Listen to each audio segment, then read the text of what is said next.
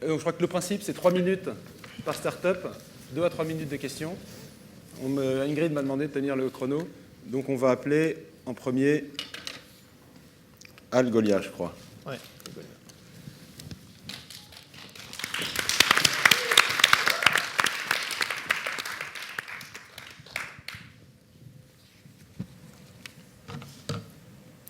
Bonjour. Attends, juste, il faut les slides. Ingrid, est-ce que tu peux mettre les slides? Ingrid. Elle est repartie se coucher, je crois. Sympa. Ah voilà, ouais, c'est moi en fait.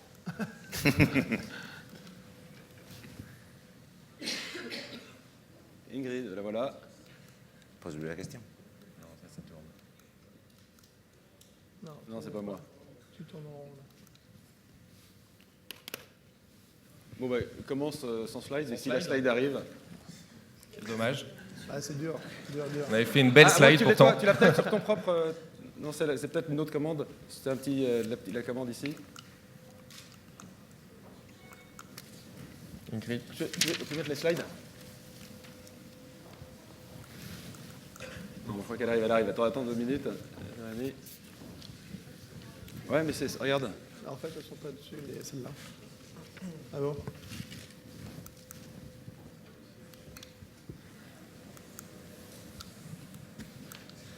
Tu sais. Ah. Ah. Yes. Ah, Tu fais le chrono, je pense. voilà, Gonia, c'est bon. Allez, 3 minutes, Jamy. Tu me donnes le go ou je Vas-y, commence? vas-y, c'est bon. Ok. Allez, go.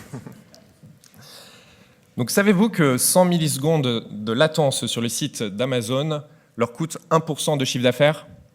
Eh bien, ce qui est vrai pour Amazon est probablement vrai pour votre site.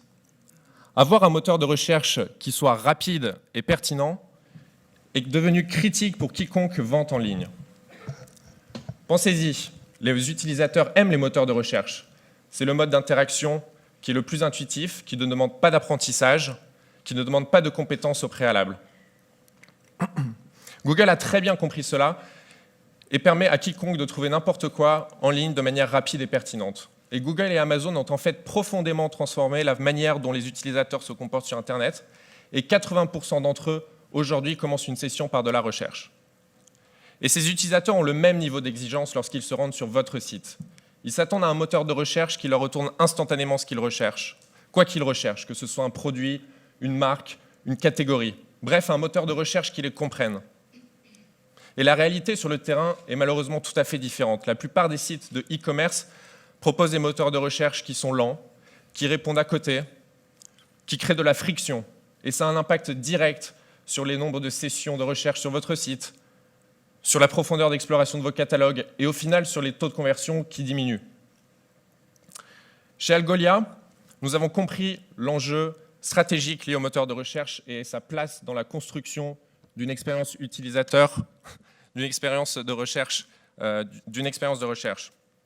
Rendez vos utilisateurs heureux et ils vous le rendront. C'est pourquoi nous avons une simple mission qui est de vous permettre d'intégrer dans votre site de e-commerce un moteur de recherche aussi puissant qu'un Google qui donne un accès immédiat et intelligent à votre contenu. La deuxième réalité, c'est que de construire un moteur de recherche de la sorte demande beaucoup de compétences, des compétences techniques avancées. C'est pourquoi nous avons voulu mettre à votre disposition une solution qui soit simple d'intégration afin que vos équipes puissent se concentrer sur ce qui a véritablement de l'importance, créer une bonne expérience de recherche. Aujourd'hui, un peu plus de 500 clients, Quicksilver, Vestiaire Collective, Birchbox, ont fait ce choix dans près de 50 pays et en bénéficient quotidiennement. Jadopado, qui est un leader du e-commerce au Moyen-Orient, a augmenté de 60% ses sessions de recherche et de 270% sur mobile même en utilisant Algolia. La profondeur d'exploration de leur catalogue a augmenté de 50%. A Little Market, quant à eux, ont augmenté le taux de conversion de 10%. La liste est bien longue et elle n'attend que vous, donc je vous remercie pour votre attention et n'hésitez pas à m'interpeller dans les couloirs si vous voulez en savoir plus sur l'importance des moteurs de recherche.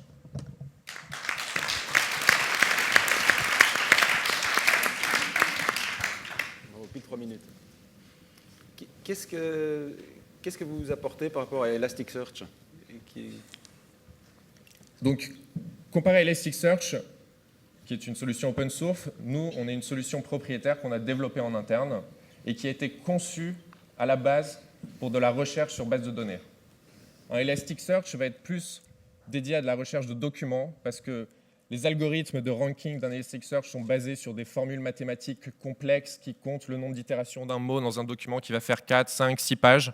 C'est ça le cœur d'Elasticsearch. Nous, là, on va se positionner, c'est vraiment sur de la recherche sur de la base de données, sur des produits qui sont structurés et qui sont exactement ceux qu'on retrouve sur un site de e-commerce, qui sont des produits avec un titre, avec un sous-titre, avec une description, avec un prix, avec un nombre de revues, avec des commentaires.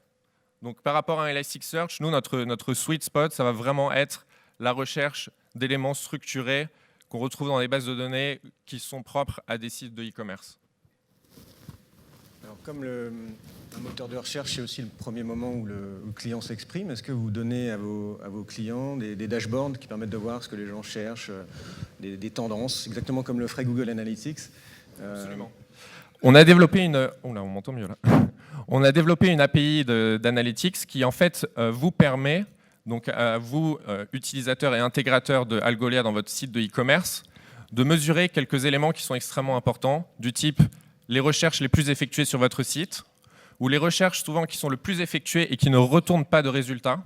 Ça, c'est extrêmement important parce que ça peut vous permettre de vous rendre compte qu'il y a potentiellement des trous dans votre catalogue produit ou que les personnes cherchent certains produits en mentionnant d'autres produits et du coup introduire des fonctionnalités assez avancées pour améliorer votre catalogue produit. Le développement de ces analytics est quelque chose vraiment sur lequel on travaille et on prévoit aussi de travailler courant 2015 pour améliorer ça, pour le rendre encore plus avancé. Et effectivement, donc on met à disposition des utilisateurs un dashboard qui vous permet de mesurer beaucoup de métriques différentes. Deux petites questions. Comment vous êtes rémunéré par le client? Et deux, si on regarde plutôt des marketplaces où il y a des catalogues qui sont plutôt hétérogènes, est-ce que l'efficacité reste au niveau? Donc, est-ce qu'il y a une corrélation entre l'homogénéité de la fiche produit et la description et le fonctionnement de votre solution? Alors, pour répondre à la première question, donc on est un modèle SaaS, donc c'est-à-dire que vous payez donc un abonnement mensuel sans engagement. On a différents types de plans, dont des plans entreprises, dès que vous commencez à avoir beaucoup de trafic ou des catalogues produits volumineux, pour lesquels vous allez avoir vraiment une infrastructure de hardware dédiée sur lequel votre moteur de recherche tournera et vous permettra d'avoir cette rapidité et cette instantanéité dont je parle, qui est vraiment de l'ordre de la milliseconde. Pour répondre à votre question sur les marketplaces, donc on travaille avec des marketplaces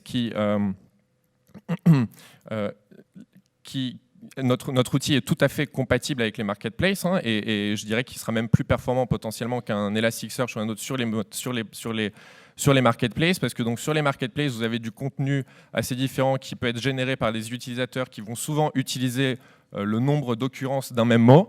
Un Elasticsearch, quand vous allez chercher iPhone, et si vous êtes sur un site de marketplace où la personne a écrit 25 fois iPhone dans la description, dans les commentaires, il va remonter en premier, ce qui n'a pas forcément de sens, alors qu'avec notre outil, ce qui va compter, c'est que le mot iPhone soit écrit dans le titre, en première place au niveau du titre, et on va remonter un résultat correspondant à un iPhone mieux classé si c'est iPhone 5 plutôt que si c'est Case for iPhone, par exemple. On ne va pas être basé sur des méthodes de calcul de nombre d'occurrences d'un mot, mais plus de où se trouve le mot que vous cherchez dans la description du produit et vous permettre de donner plus ou moins d'importance à différents attributs qui vont décrire un produit. Ok, super. Merci. Merci. Merci à vous. Algolia est passé par Y Combinator, donc s'il y a des startups dans la salle qui veulent aller aux États-Unis ou vous posent des questions sur Y Combinator, n'hésitez pas à aller les trouver. Next. Hop, shop. Et hop.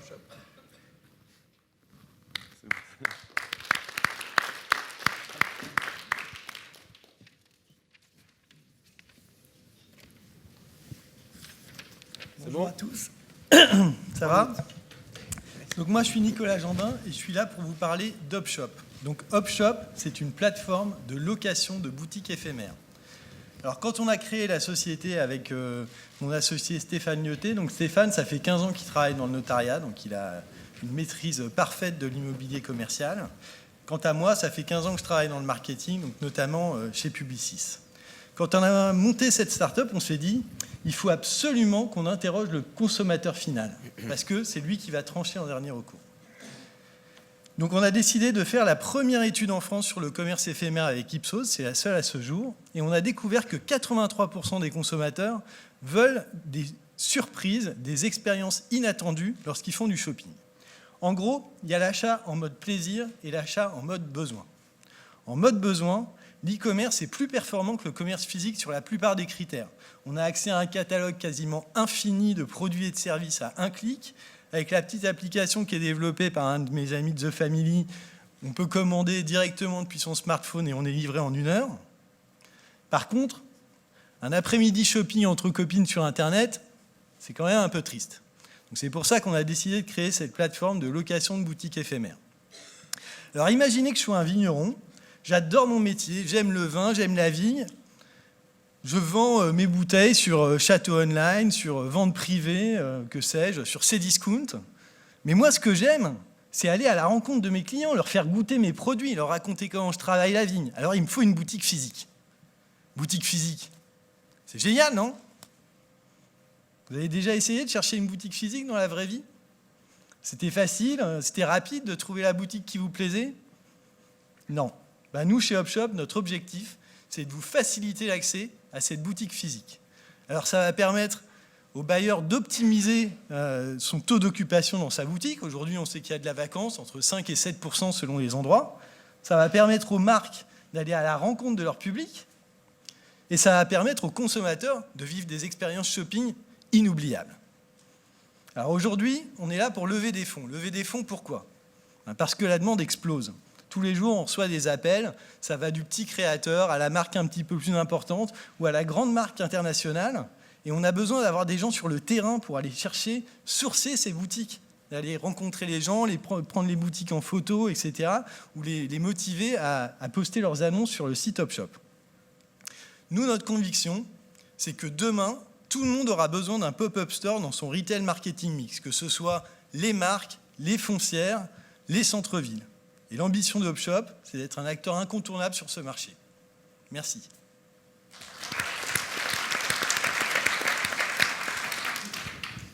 Vous en êtes où dans votre croissance, votre déploiement? Ah, c'est les temps écoulés. Ah, bah parfait, on a rentré les 3 minutes. Alors, Hopshop, c'est un sujet auquel on a commencé à réfléchir au mois d'août. On a mis le site en ligne, une version bêta, au mois de novembre. Et on a commencé vraiment le business au mois de janvier. Donc là, je pourrais vous parler de croissance, mais bon, au bout de 2 mois et demi, c'est un petit peu prématuré. Mais en tout cas, ce qui nous a surpris, c'est d'avoir tous ces appels entrants si rapidement, alors qu'effectivement, la société est quand même relativement jeune. On a immatriculé Hopshop le 15 décembre 2014 à peu près. Et donc, on sent qu'il y a une énorme appétence. Au niveau de la demande, en tout cas, tout est là.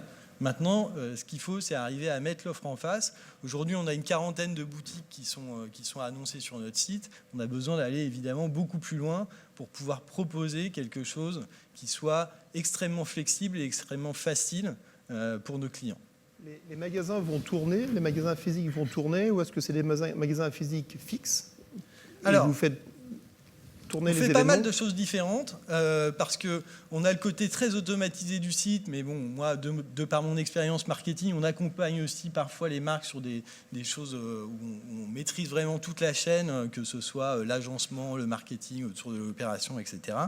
Donc, on fait des choses parfois en boutique physique, parfois dans des containers, parfois avec des camions qui se baladent. En ce moment, avec les petits franchises qui sont un pure player web, qui fait à peu près 1 million de chiffre d'affaires et qui vend que des marques françaises.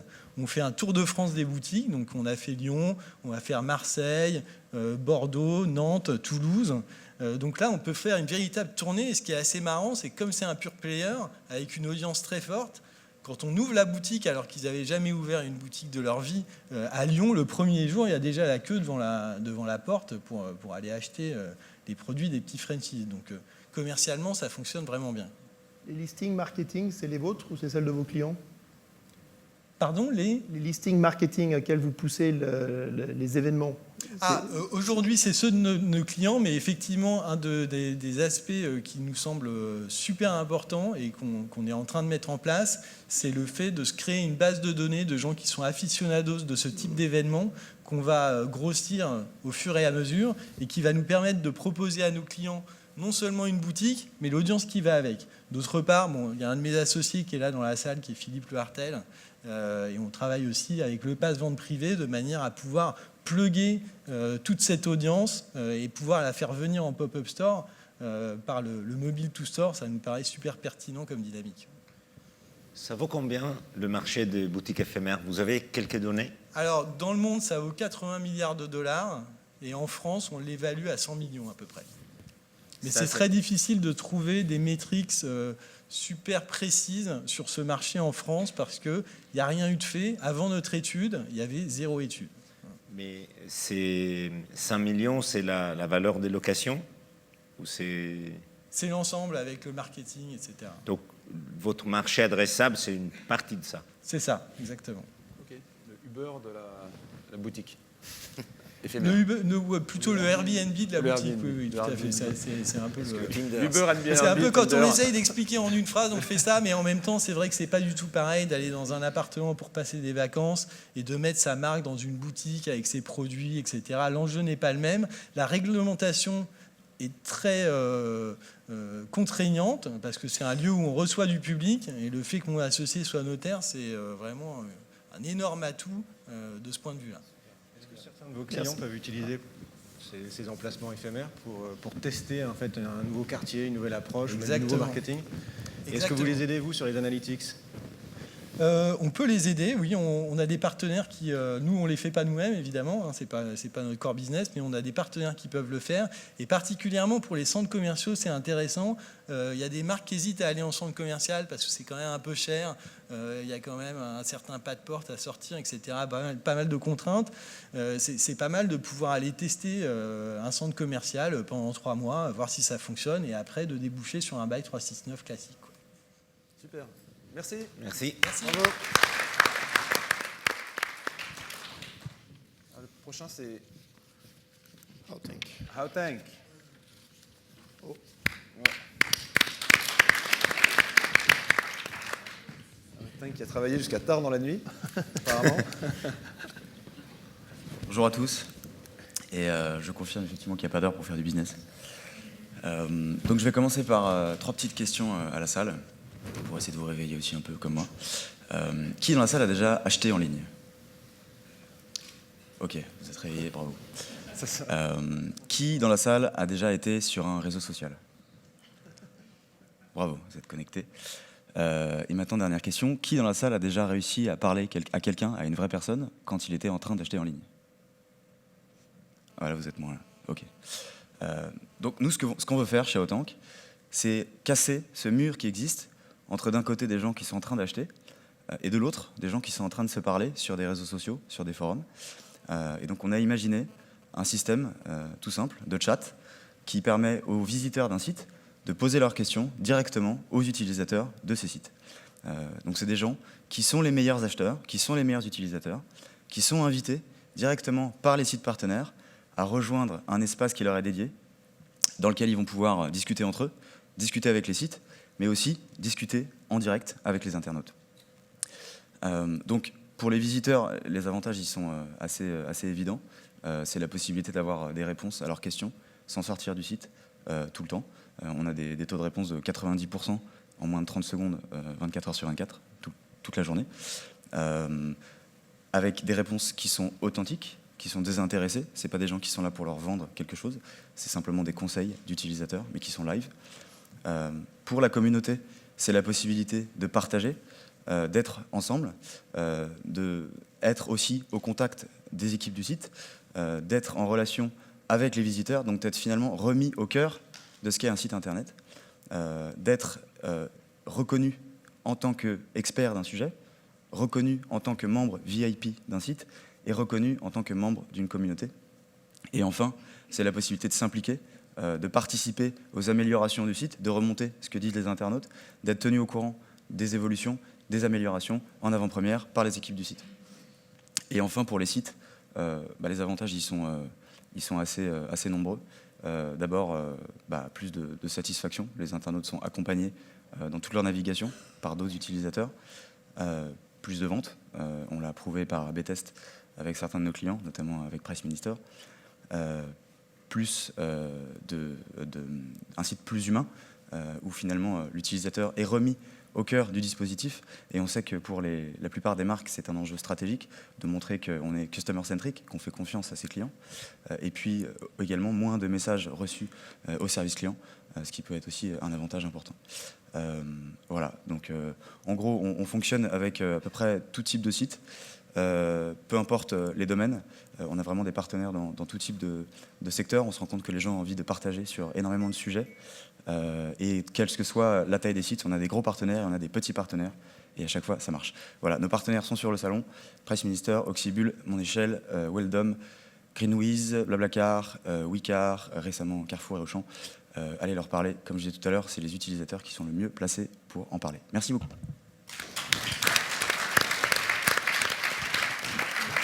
Alors, les hôteliers ont vu sur TripAdvisor que c'est à double tranchant de donner la parole aux clients. Plutôt bien, mais il peut y avoir des effets secondaires. Vous êtes en temps réel, donc comment vous faites la modération sur les échanges? Alors en fait, déjà, c'est des gens qui sont invités par le site, donc c'est pas tous les visiteurs qui discutent. Et ensuite, ils sont validés par le partenaire. Donc quand ils s'inscrivent, le partenaire a la possibilité de regarder un peu qui c'est. Et puis surtout, en fait, la communauté elle-même se modère. Les conversations à l'intérieur du forum des utilisateurs sont visibles par tout le monde. Donc quelqu'un qui arrive, qui serait mal intentionné ou qui aurait envie de dire des choses fausses, est directement identifié par les autres et tout le monde voit ce qu'il raconte. Donc en fait, ça permet d'avoir une sorte d'homogénéité en fait, des réponses. Et quelqu'un qui est là, voilà, qui répond pas bien, ne peut pas rester. Les autres lui diront, écoute, la réponse n'était peut-être pas celle-là, je pense que la bonne réponse est celle-ci. C'est aussi un partage d'expérience à l'intérieur de la communauté qui fait que c'est globalement automodéré. Et donc les réponses sont super quali en fait finalement. Parce que les gens ont envie de s'impliquer, ils sont là pour aider. Et donc ce qu'ils disent, ils mettent un point d'honneur à ce que les réponses soient qualitatives, que ce soit eux ou que ce soit les autres qui les donnent. Le membre de la communauté gagne aussi quelque chose. Donc dans le temps, il y aura moyen de fidéliser la communauté parce que j'imagine, c'est votre vraie barrière d'entrée. Oui, bien sûr, c'est important de sentir que cette communauté est fidèle. J'en parlais très rapidement, mais en fait, on n'a pas, entre guillemets, inventé grand-chose là-dessus. Les notions de partage, de reconnaissance et d'implication, c'est des choses qui existent sur Internet depuis 10 ou 20 ans. C'est les gens qui juste ont envie de parler. Nous, ce qu'on a fait, c'est simplement, on a eu l'idée de les mettre en temps réel au cœur des pages. Et quand on leur donne un sens à cet engagement, qu'on les met au contact des internautes, c'est ce qui les fidélise dans la durée. Alors, tout le monde n'a pas envie de participer, mais ceux qui participent, on se rend compte qu'ils sont hyper fidèles, aussi parce qu'ils sont entre eux et qu'ils se connaissent. Donc une fois qu'ils viennent, le lendemain, ils reviennent parce qu'ils ont parlé à quelqu'un qu'ils connaissent dans le forum. Donc il y a une vraie dynamique communautaire qui se crée à l'intérieur de la communauté. Et donc effectivement, on a des gens super fidèles. Je pense que c'est la notion de temps réel qui est clé. C'est juste plus marrant et plus utile, et du coup, il reste. Vous avez un certain nombre de solutions concurrentes. Est-ce que tu peux nous en parler sans forcément donner les noms, mais comment vous vous différenciez par rapport aux concurrents? Il y a des gens qui ont imaginé un système pour parler, où tous les visiteurs peuvent se parler entre eux en temps réel, ce qui est un concept sympa aussi. Nous, la différence, c'est que c'est des gens qui sont invités. Donc c'est les meilleurs utilisateurs, et on considère qu'aujourd'hui, tout le monde ne sait pas tout. Il y a une échelle de valeur, et faire parler tout le monde ensemble, c'est sympa, mais est-ce que finalement c'est la meilleure expérience pour l'utilisateur? On n'est pas sûr. Nous, c'est ça qu'on défend, c'est vraiment la meilleure expérience utilisateur, parce que tout vient de là. Et pour nous, c'est mieux d'avoir une seule réponse de quelqu'un qui sait de quoi il parle, et instantanément, plutôt que plusieurs réponses de plusieurs personnes qui sont là. Et on constate que souvent dans les faits, c'est effectivement plus quali. En tout cas, c'est comme ça qu'on se définit. C'est vraiment par la qualité. Faire sauter le pas aux sites avec qui on travaille et on discute, c'est déjà assez difficile puisque c'est quand même une étape supplémentaire. Donc la notion de qualité, je pense, est centrale dans notre différenciation par rapport à d'autres solutions, je pense, qui existent. Et comment vous prévoyez de faire évoluer votre produit pour rester en pointe, mettre de la vidéo? Quel est votre roadmap ou les grands axes de différenciation? Il y a pas mal de choses. Donc on vient de lancer le mobile, bien sûr. Donc ça, je pense que c'est assez basique aujourd'hui. Et puis il y a plein d'évolutions qui vont arriver pour pouvoir enrichir, on va dire, l'expérience pour la communauté, pour qu'elle puisse partager tout ce qu'elle sait, pas forcément un seul sujet. Les gens, ils ne sont pas juste fans d'une marque ou juste experts de quelque chose, mais ils savent plein de choses, et plus ils en parlent, plus ils sont contents, et plus ils reviendront. Donc on va développer cet enrichissement de la plateforme et se tourner vers plutôt l'aspect réseau social, parce qu'on est un réseau social. Donc développer l'interaction entre les membres pour qu'ils puissent au maximum échanger entre eux. Donc plutôt cette direction-là. Super. Merci beaucoup. Voilà. Merci. Tu sais qu'il y a une alarme qui fait t'as l'argent qui tombe. Cling, cling. C'est l'alarme pépite, elle porte bien son nom. Next one. 3 minutes pour convaincre. Mettez-le.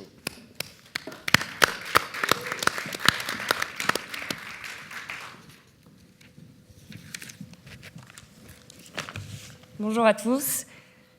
80% des femmes ne portent pas la bonne taille de soutien-gorge et ne savent pas. 20 à 40% des vêtements qu'on achète en ligne sont retournés principalement pour des raisons de fit et de taille. Qui dans la salle connaît son tour de poitrine ou sa longueur d'entrejambe? Pas beaucoup de monde.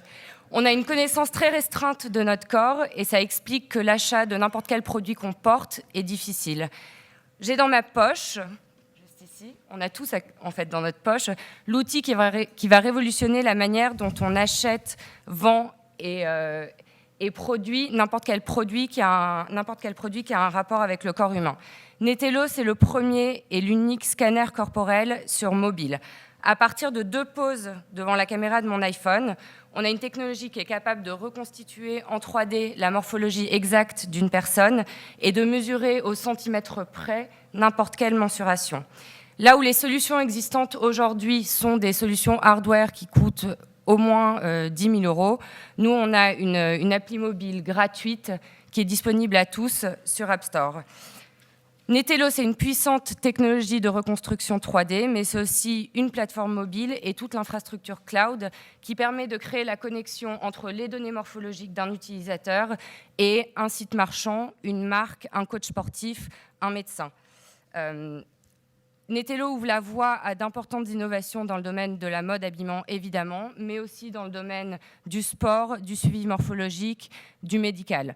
On est convaincu qu'il n'y a pas d'outil plus performant qu'une version digitalisée de son corps en 3D pour simplifier l'achat de n'importe quel produit ou service qui a un rapport avec le corps. L'idée, c'est de mettre le scanner corporel dans la poche de tous et d'en faire un standard et l'outil incontournable pour acheter n'importe quel produit qu'on porte.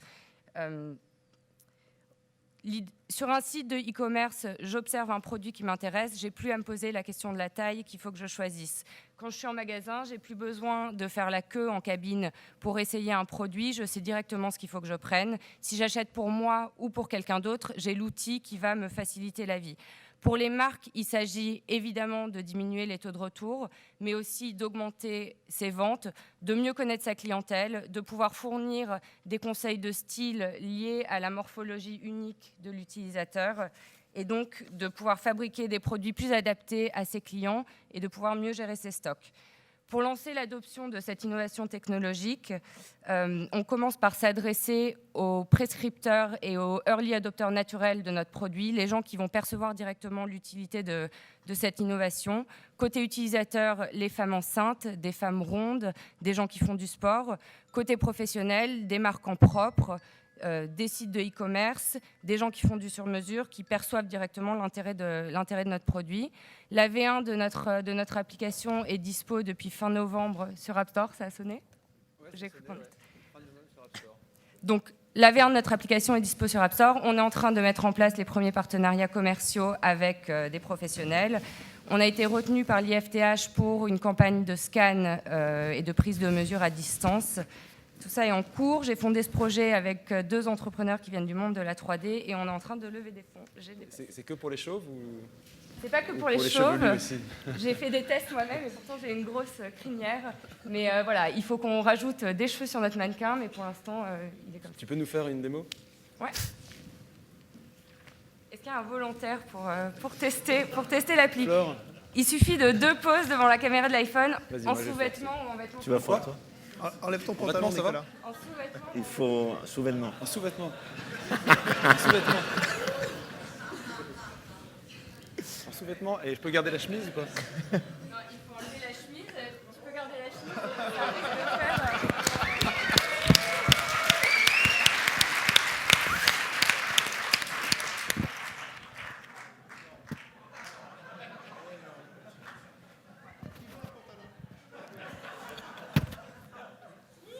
C'est courageux ce que tu fais, Nicolas. Ok, alors c'est simple, on va mettre un petit objet au sol. Vous pourrez tous faire ça chez vous ou venir me voir sur le stand Digital Corner. Alors attends, regarde. C'est moi qui... C'est pas juste pour prendre... Tu vas te mettre là, Oui. une pose de profil et tout va bien se passer. Tu mets des cheveux dans la prochaine version. Alors attends, regarde. Il faut tweeter là. Il faut tweeter.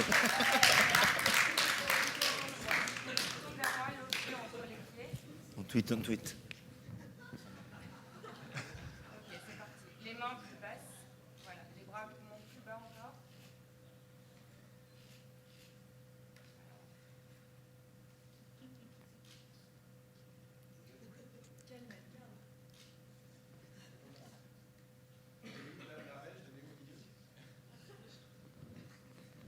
Je te rassure, t'es pas filmé, hein, personne ne voit.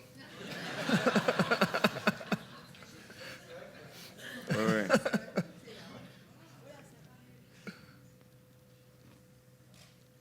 Ah ouais.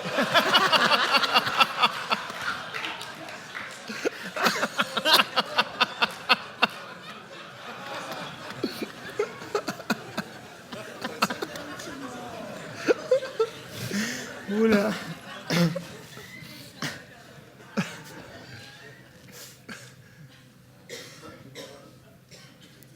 Ok, démoage pour un homme, parce que si je scanne un homme avec un microphone.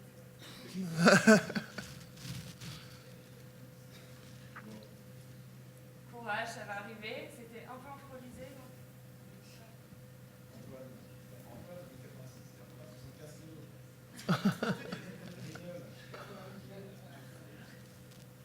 Allez, hop, c'est parti.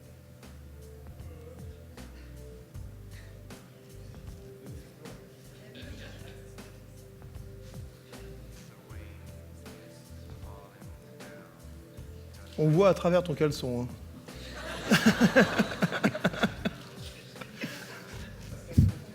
Ok, démo live.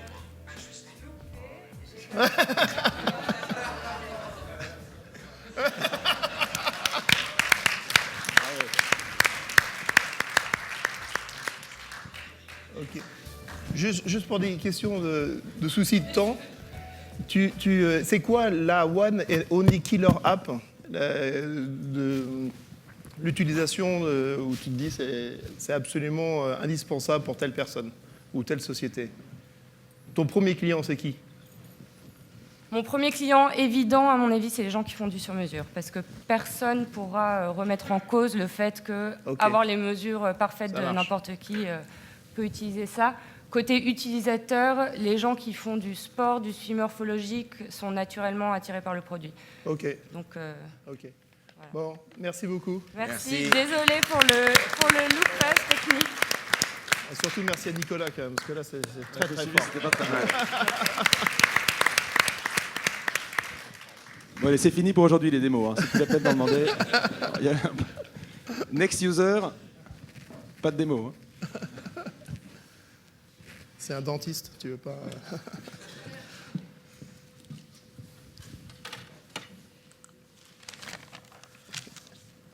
Bonjour, je m'appelle Mathieu Desjardins, fondateur de NextUser, une plateforme analytique et de gestion de la relation client.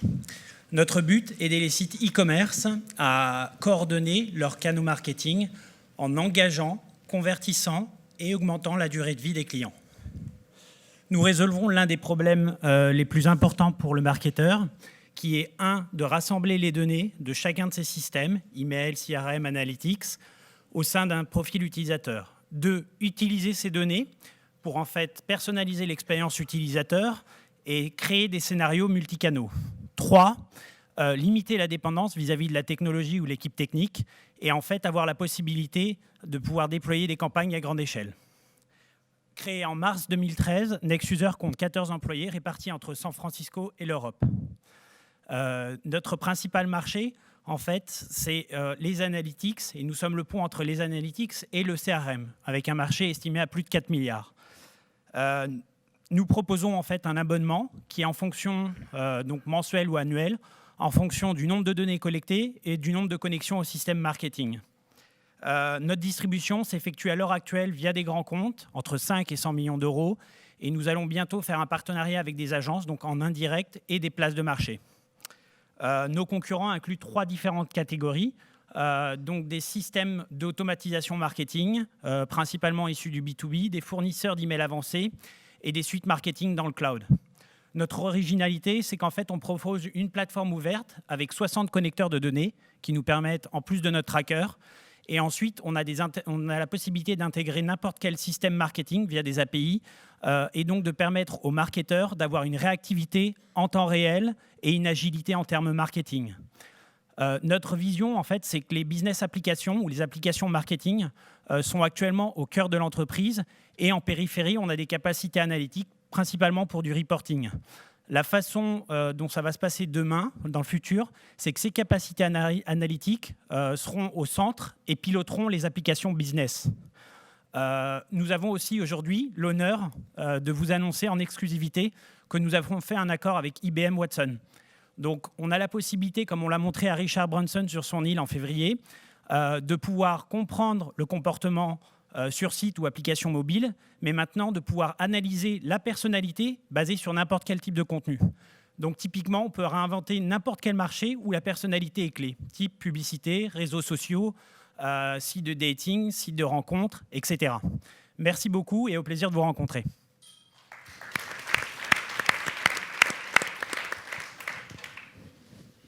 Est-ce qu'il n'y a pas un temps un peu prohibitif d'intégration, parce que c'est le défaut et l'avantage de se connecter à beaucoup de systèmes. Comment vous résolvez ce problème? Très bonne question. En fait, ce qu'on fait, c'est pour les principaux clients, en fait, on fait une analyse Google Analytics. On a 3 personnes certifiées dans l'entreprise. On détermine des workflows. On leur fait un rapport d'une vingtaine de pages. On leur dit qu'il y a 15-20 actions. On fait un pilote de 4 mois. Et en fait, on implémente le tagging pour eux dans un environnement de QA ou de pré-production, type Google Analytics, Tagman, etc. Et après, une fois, on vérifie en fait le plan de tagging que nous aussi on a fait. Donc le marketeur passe 2 heures à vérifier le plan de tagging. Et puis après, en fait, on va en production. Donc il reproduit le container en pré-production directement en production. Et on a une roadmap qui est très claire puisqu'on a effectué une étude Google Analytics. Donc on sait combien de scénarios on peut déclencher. On se met juste d'accord sur les scénarios et on sait combien de personnes ça va éventuellement toucher. Tu peux nous parler d'un cas client? Est-ce que le client qui a implémenté a gagné chez vous et de l'avant-après? Oui, il y a Yellow Corner, par exemple, que tout le monde doit connaître ici. On est plutôt avec des clients américains, puisqu'on est localisé à San Francisco, mais on commence à en ouvrir en France. Et en fait, ce qu'on permet à Yellow Corner, c'est quand vous êtes visiteur récurrent, on a eu la possibilité aussi de montrer directement le produit qui a été vu. S'il y a si un article a été ajouté au panier d'achat, de directement montrer un pop-up avec cet article-là. Et donc ça, en fait, ces petites actions, ça permet d'augmenter, alors ça dépend des tests qui ont été effectués, mais de 15, 20, 30%, parce qu'en fait, rien n'était fait avant. Donc c'est purement incrémental. Ce qu'on a aussi et qu'on implémente pour eux, c'est la possibilité de recibler, en fait, avec des campagnes de cartes retargeting, donc de reciblage par rapport au panier d'achat, qui sont classiques. Mais là, on peut les faire toutes les 30 minutes, et on peut les faire aussi par rapport à des gens qui sont identifiés par rapport à la newsletter, mais qui n'ont pas forcément ajouté aux cartes. Donc ils sont allés sur une page produit. Donc on peut étendre un peu la logique puisqu'on a notre propre système de tracking et après on peut se connecter aussi à des systèmes de tracking type CRM, email, etc. qu'ils ont. Et donc sur ce genre de campagne, pour un autre site qui s'appelle Alibris, on est passé de 20 000 à peu près à 50 000 $ par mois et encore on est en train d'optimiser ce type de campagne. Donc rien que pour ça, rien qu'avec un type de campagne qui est ce reciblage d'achat, ça permet de rentabiliser NextUser très facilement.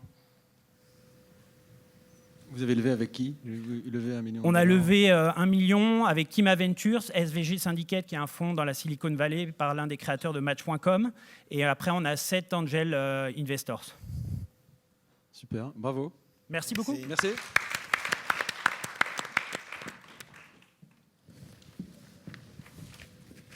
plateforme.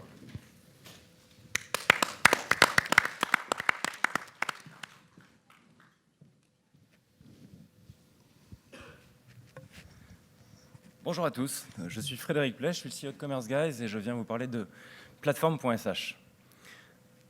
Si les stats sont respectés dans la salle, 7 ou 8 marchands sur 10 sont utilisateurs, utilisent PHP pour faire tourner leur e-commerce.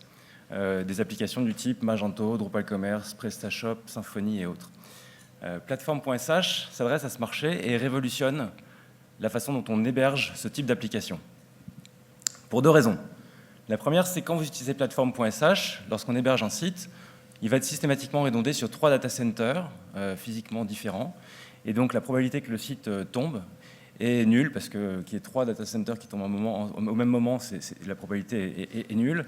Et donc le résultat, c'est que depuis le lancement de notre solution d'hébergement, le downtime, c'est 0 minute, 0 seconde. Ce n'est pas la raison pour laquelle vous allez choisir plateforme. La raison pour laquelle vous allez choisir plateforme, c'est que c'est beaucoup plus qu'une solution d'hébergement. C'est une solution de déploiement continu. Ça veut dire quoi? Ça veut dire qu'on a complètement automatisé et de ce fait rendu trivial le fait pour un site de passer de production à développement, de faire des développements et de repasser en production.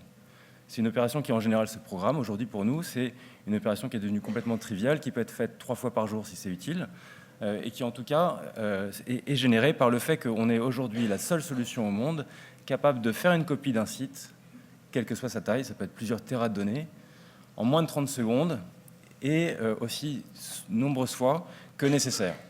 Ça permet donc aux équipes de développement de travailler sur des branches de développement qui sont créées à la volée et sur lesquelles ils vont travailler en isolation, ils vont faire des tests en isolation et quand ils sont contents des développements qui ont été faits, appuyer sur un bouton, repasser en prod. L'intérêt de ce déploiement continu, c'est un gain de temps incroyable pour vos équipes de développement. On mesure jusqu'à 40% de productivité accrue. Donc pour une équipe de 5 développeurs, qui passe 100 jours par an à développer votre site finalement, vous avez 400 jours de plus pour faire des développements intelligents pour votre site.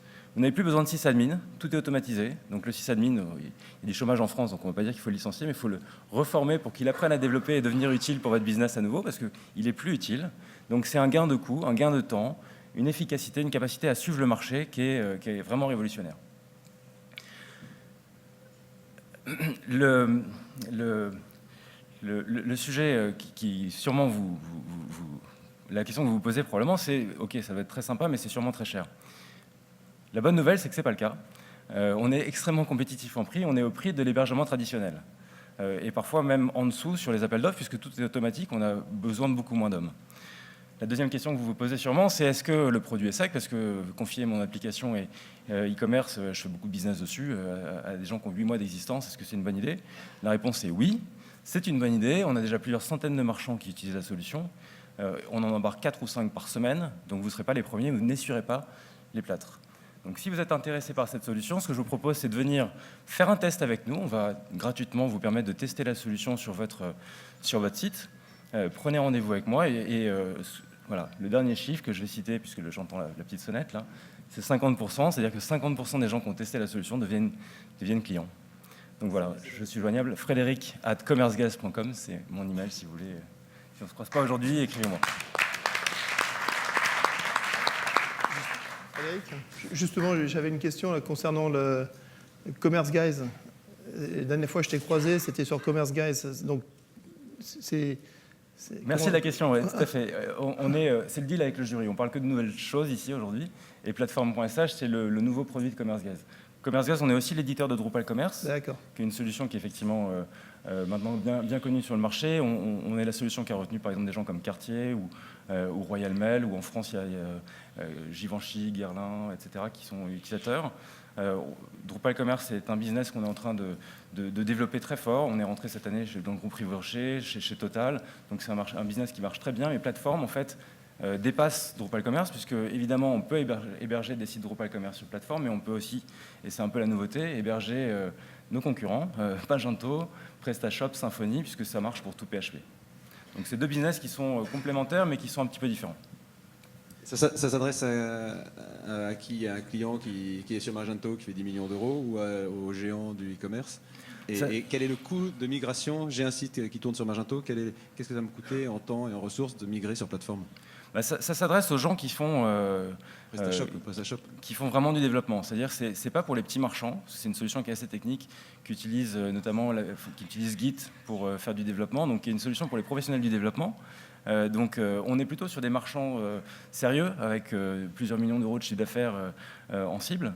Il n'y a pas de limite en fait, parce que l'avantage c'est qu'on s'appuie sur les data centers d'Amazon. Donc on a en fait une capacité à scaler très très fort. On a des marchands qui font plusieurs dizaines de millions d'euros de chiffre d'affaires qui sont aujourd'hui hébergés sur la solution. Et on n'a pas de limite en fait, parce que on augmente les ressources tout simplement. On est très dense en termes d'hébergement également, donc on peut vraiment... La cible pour nous, c'est des gens qui ont des applications qui font plusieurs millions d'euros de chiffre d'affaires.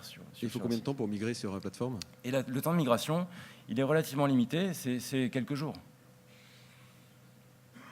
Est-ce que l'augmentation du trafic mobile sur les sites de e-commerce a changé la manière dont vous avez conçu la plateforme? Non, parce qu'en fait, on sert des pages sur plein de navigateurs. On considère qu'un mobile, c'est un navigateur de plus. Donc en fait, la façon dont l'application réagit, là pour le coup, elle est spécifique, donc c'est des questions qui sont plus liées au développement de l'application qu'à l'hébergement derrière en réalité. Donc on sait servir des pages mobiles de la même manière qu'on sait servir des pages web avec le même temps de réactivité. Tu peux citer quelques clients ou pas? Oui, bien sûr. Je peux notamment parler d'un de nos clients avec qui on a fait une mesure précise de sa productivité, de son gain de productivité, c'est Wawa, qui est une start-up anglaise qui fait près d'1 million d'euros de chiffre d'affaires, qui vend des... Wawa, ça veut dire enfant ou bébé en finlandais, c'est des Finlandais à la base. Wow, on comprend l'idée du nom. Ces gens-là donc, font 1 million d'euros de chiffre d'affaires et ils estiment qu'ils ont gagné 40% de productivité sur leur équipe, une équipe de 4 personnes, depuis qu'ils sont passés sur plateforme. Donc on fait vraiment accélérer en fait, la capacité pour ces startups à rester en ligne avec le marché, à faire du gros hacking, à faire de l'A/B testing et ensuite l'implémenter. Enfin, tout ça, c'est des sujets qui sont clés pour un marchand, de rester au contact du marché, de pouvoir faire changer son site en permanence. Et c'est vraiment un très bon outil pour faire ça. Super. Merci Frédéric. Merci à vous.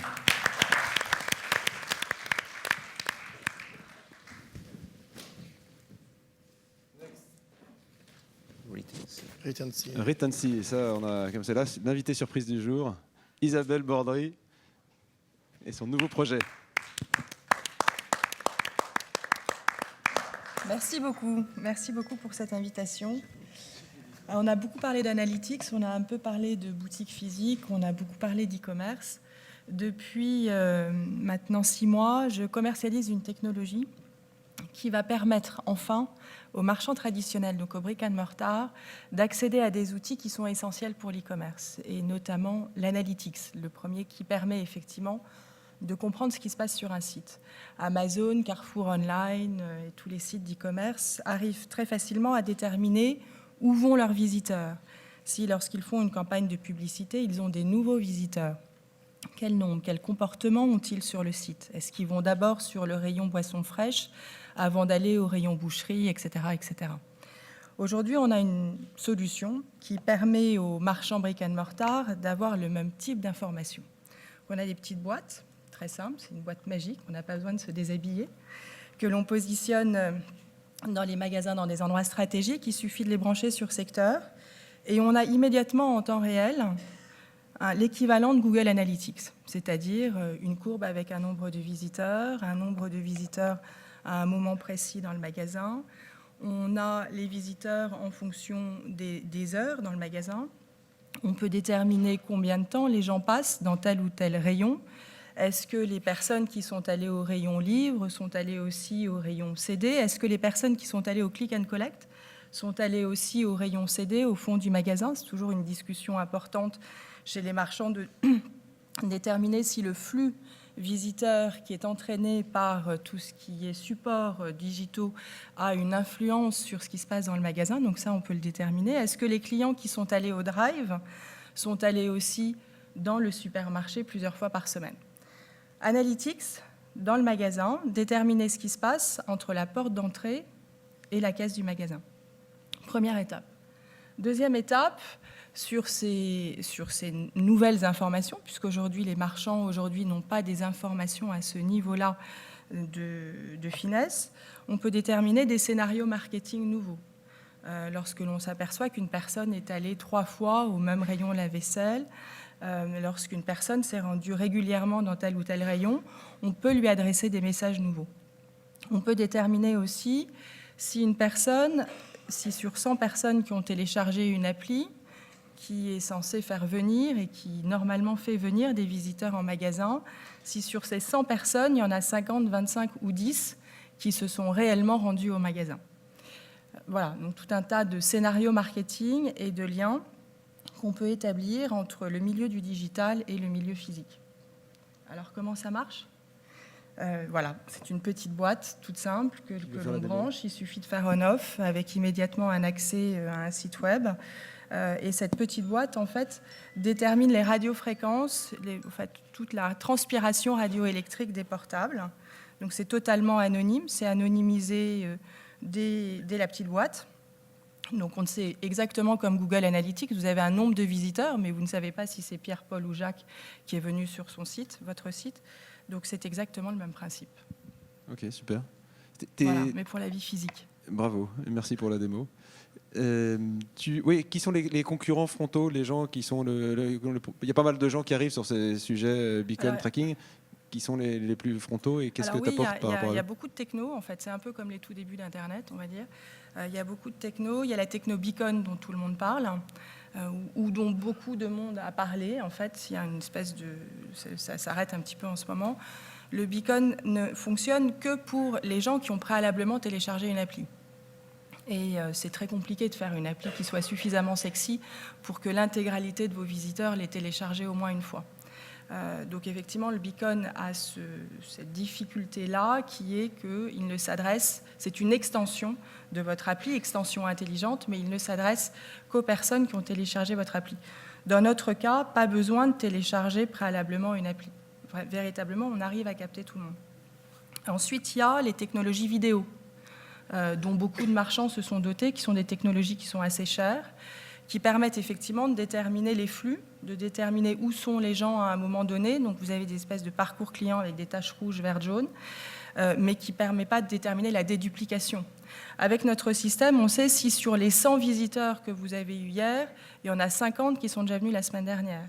Et si sur ces 50, il y en a 25 qui sont venus le mois dernier. Donc on arrive à déterminer cette fréquentation qui aujourd'hui n'est pas possible avec de la vidéo. Voilà, donc il y a vidéo, beacon.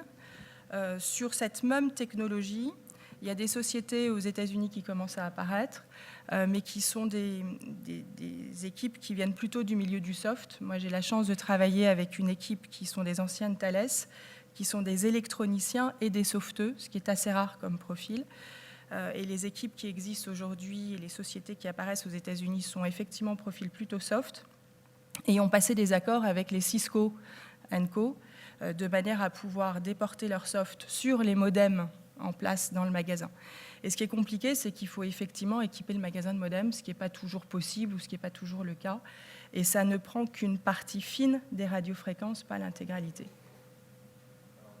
Nordstrom a dû désinstaller des systèmes comparables l'été dernier. Vous avez fait une expérimentation. Je n'ai pas compris. Nordstrom, les magasins américains, ouais. Sous la pression des clients qui refusaient d'être traqués. Est-ce que comment ça vous fait réfléchir ? Est-ce qu'il peut y avoir un mode équivalent à la navigation privée sur Internet où on pourrait décider de ne pas être traqué ? Oui, ça, je pense qu'il faut absolument le laisser disponible. Mais nous, on n'est pas du tout dans des systèmes de reciblage et de tractage. On est dans la mesure d'audience. Donc, ce que l'on propose aujourd'hui, c'est exactement le même outil que Google Analytics. Sur Internet, vous allez sur un site et vous êtes à précompter, mesurer. Là, on fait exactement la même chose. Donc, on est un outil de mesure totalement anonyme. On n'est pas dans un outil de tractage qui va après va vous dire, vous, que Paul ou Pierre est allé à tel ou tel rayon. On ne fait pas ça du tout. On détermine si, dans le rayon CD, il y a eu 100 personnes ou 150 personnes. Okay. Impossibilité de revenir au nom de l'individu. C'est vrai de votre point de vue, mais en fait, le retailer, il a les identifiants, il a la personne XYZ qui est venue à 3 semaines de suite et il a l'étiquette caisse. Et en fait, au bout de 3 Alors passages, là, il faut l'accord de l'utilisateur. Là, il faut l'accord de l'utilisateur. À partir du moment où on fait un lien avec la carte feed, parce que c'est effectivement ce qu'on me demande à la fin des rendez-vous, il faut avoir l'accord de l'utilisateur absolument. Ça, c'est indispensable. Pour effectivement expliquer à l'utilisateur, donc on va non seulement, parce qu'avec la carte feed aujourd'hui, on peut vous suivre sur Internet, vous ne le savez pas toujours, mais c'est le cas, donc on va non seulement vous suivre sur Internet, mais qu'on va aussi utiliser les données que l'on collecte en magasin pour vous offrir un meilleur service. Mais il faut avoir votre accord. Juste vous avez un client On en a, oui, prospect, absolument. Alors moi, je commence la commercialisation depuis septembre, donc c'est assez récent. On est aujourd'hui notamment chez Jardiland, à Cormeilles en Parisie, qui est le plus gros Jardiland franchisé. Il est totalement extatique d'avoir ces stats. Quand vous n'avez jamais eu l'habitude d'avoir Google Analytics et que vous l'avez pour votre magasin, c'est formidable. On a commencé un test là il y a quelques jours à la Fnac. Et on a tout un tas d'autres clients sur lesquels on est en train de déployer en ce moment. Ok, super. Merci beaucoup Isabelle. Merci. Bravo.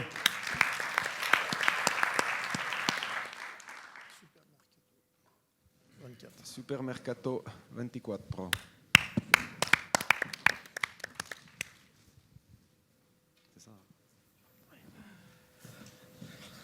Okay, first of all, I don't speak French, but 3 days ago I started to learn it. So I want to try to do my pitch in français, okay? Bonjour, je m'appelle Enrico Pandian et je suis le fondateur et le PDG de Supermercato 24. Vous courses chez vous dans la journée. Je suis ici pour innover le marché des supermarchés, qui est un marché qui vaut au moins 250 milliards rien qu'en France. C'est un marché dans lequel le comportement d'achat des personnes s'est radicalement transformé au cours des dernières années.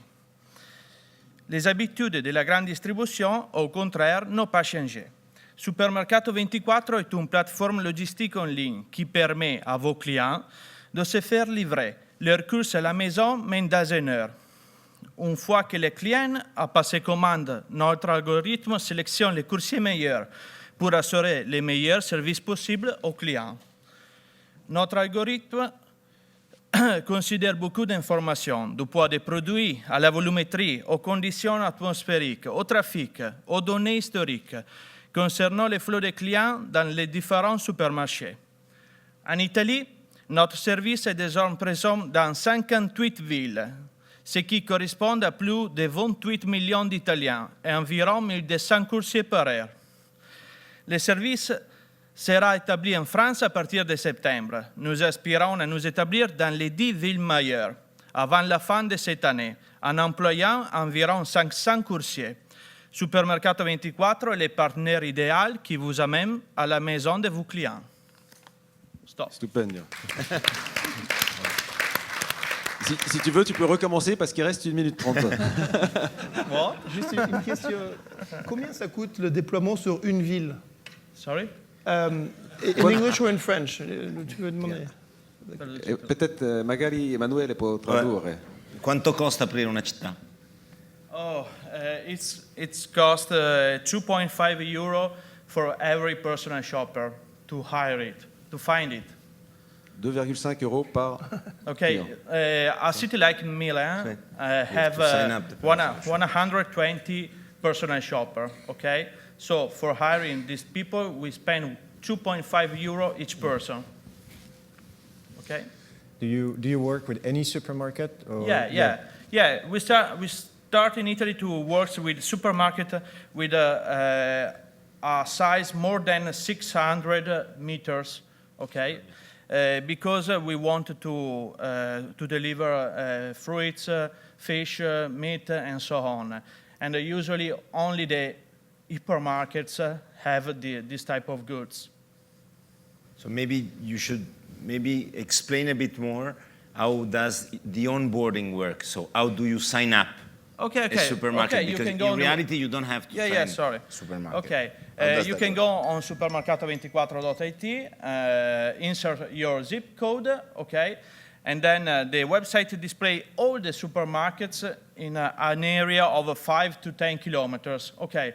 Then you can choose the supermarket, you can choose the brand, and also the street, okay. And then the website can show you all the products of the supermarket. There is usually from 8,000 to 13,000 products for each supermarket, okay? Then you click on the product you want to buy. The product goes in a cart, and then you can choose where do you want to receive the goods and when. And you can choose the next hour, okay? We can deliver in 45 minutes to your home.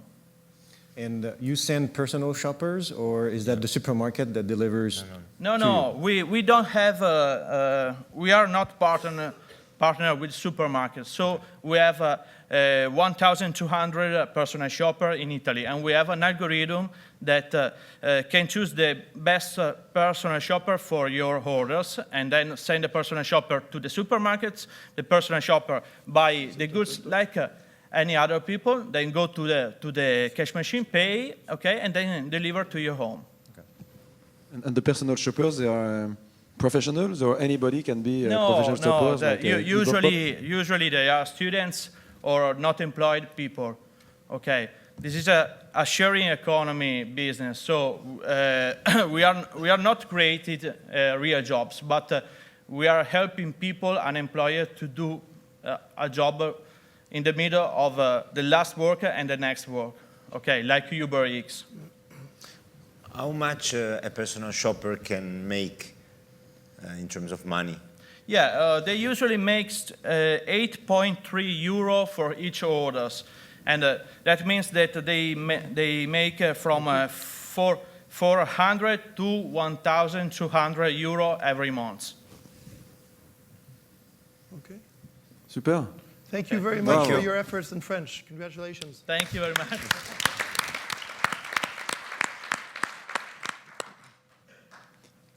Alors, next. Zuora. Zuora. Ah, il s'est pas réveillé. Zuora, ils sont américains, donc ils ont peut-être un petit. Non, c'est Jimmy, à mon avis. Il est resté à Jimmy. Il est resté à Jimmy. On va peut-être switcher sur. Bon, Zuora, est-ce que quelqu'un veut profiter des 3 minutes de Zuora pour pitcher une start-up sans être prévu? C'est pas les startups qui n'ont pas été admises, qui sont réveillées tôt et qui veulent pitcher en 2 minutes? On va passer sur Zoomdle et puis on reviendra. Alors, Zoomdle.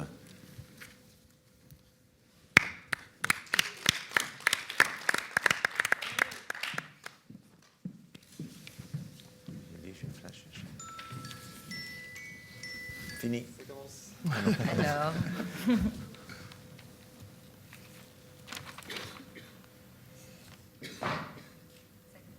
La démo. Alors, bonjour mesdames, bonjour messieurs, Charlotte Journebord, je suis là pour vous parler de Zoomdle. Imaginez, il y a 63 millions d'Européennes qui chaque jour voient sur un catalogue, sur un prospectus, sur une affiche, un produit qui les fait rêver, un produit qui leur donne envie. Alors ça peut être une paire de chaussures, un sac, une montre, un jean, ça peut être aussi une crème, bref. Ces femmes-là ont un point commun, elles sont frustrées. Frustrées parce qu'elles n'ont pas eu la chance de pouvoir acheter rapidement ce produit qui leur plaît.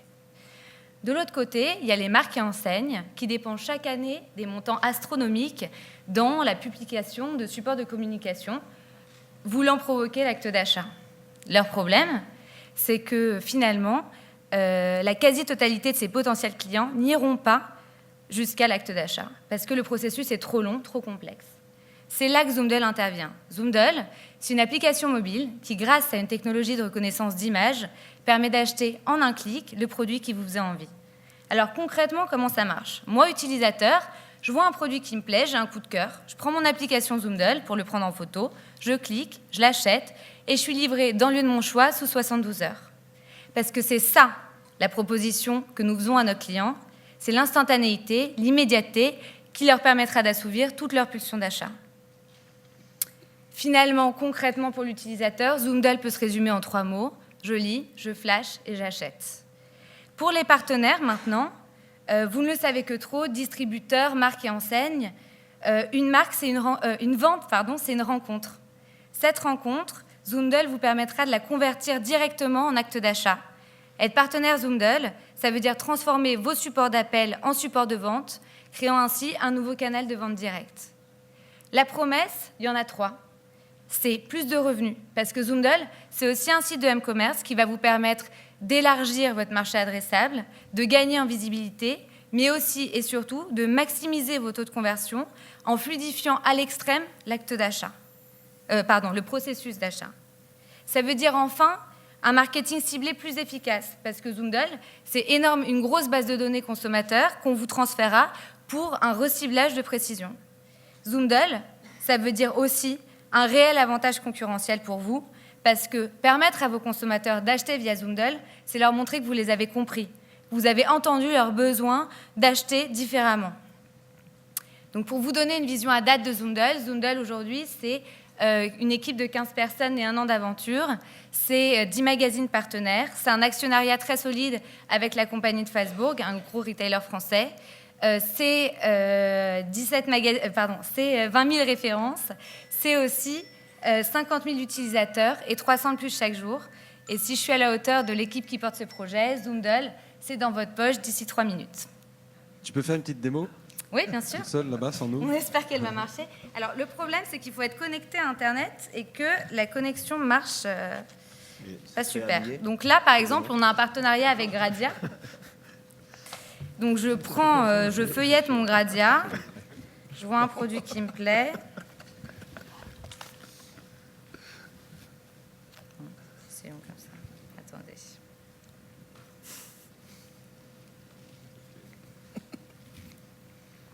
Écoutez, si vous voulez la démo, je vous propose des photos, de vous la faire là-haut. C'est que du code 2D ou c'est aussi de la reconnaissance de photos? Alors aujourd'hui, c'est que du 2D et on est en train de travailler sur une technologie qui serait sur de la 3D.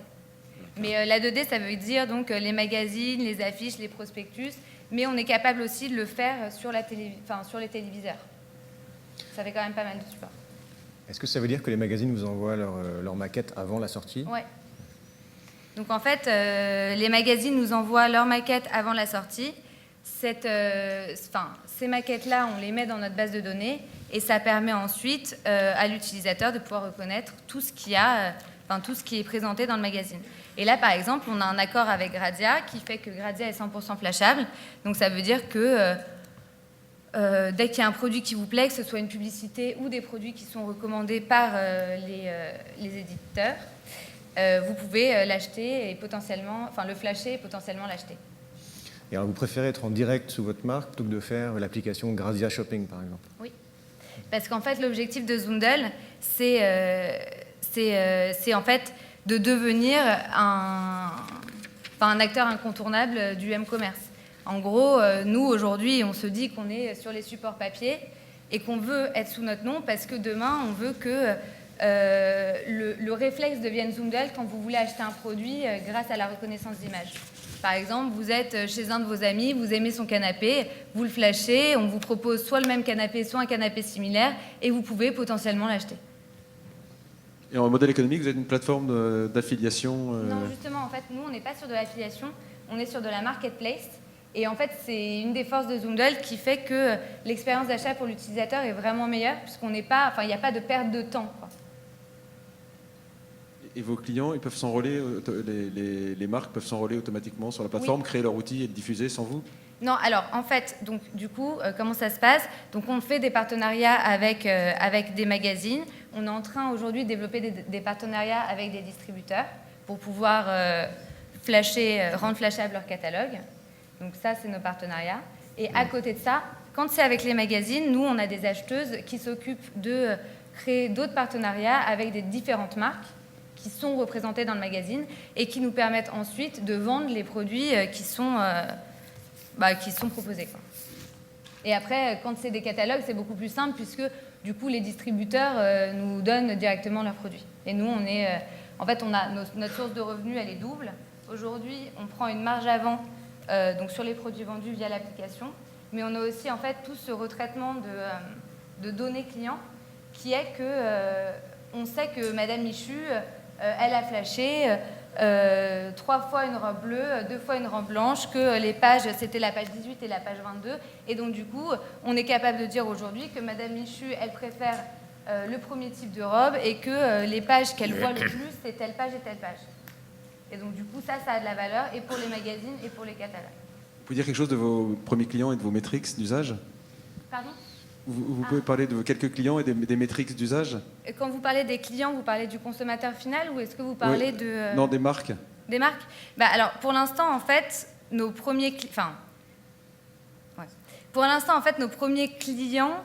c'est nos premiers partenaires, c'est les magazines. Pour l'instant, on n'a rien fait encore avec les distributeurs. Et en fait, là, on a 15 magazines partenaires, on est en train d'en signer d'autres. Notamment, on a Grazia, Biba, Vital, Gala. Donc Grazia et Biba qui sont en 100% flashables. Et en fait, on s'est rendu compte, c'est pas mal cette visibilité dans le magazine parce que finalement, sans faire beaucoup de communication, sans investir en communication, en étant juste sur Facebook, LinkedIn, etc., on arrive quand même à avoir 300 à 400 nouveaux utilisateurs chaque jour parce qu'en fait, ils nous donnent une page présentant Zoomdle dans leur magazine, ils nous mettent en avant et du coup, cette page-là, normalement, c'est des pages qui vendent genre 150 000 €, quoi. Donc, du coup, en termes de visibilité, c'est pas mal. Et donc, notre nombre de téléchargements, franchement, ça a fait, je sais pas, c'est vraiment exponentiel. Et ensuite, en termes de revenus, ça suit le nombre de téléchargements. Là, on est un peu en train de se repositionner en termes de produits qu'on propose, parce que finalement, on s'est rendu compte que dans les magazines, les produits étaient très chers et que les gens achetaient en ligne pour avoir soit des réductions, soit... en gros, que les gens n'allaient pas utiliser Zoomdle juste pour l'instantanéité, l'immédiateté, mais qu'ils allaient aussi utiliser Zoomdle pour avoir des produits qui ressemblent. Exemple, habillez-vous comme Beyoncé, mais en H&M. Ok, super. Merci beaucoup, Zoomdle. Merci. Merci aux 10 startups de nous avoir maintenus éveillés. Ce n'était pas gagné ce matin. On pensait que c'était un vrai défi. Merci à vous d'être venus soutenir les jeunes entrepreneurs prometteurs. Et bonne journée à tous et à très vite.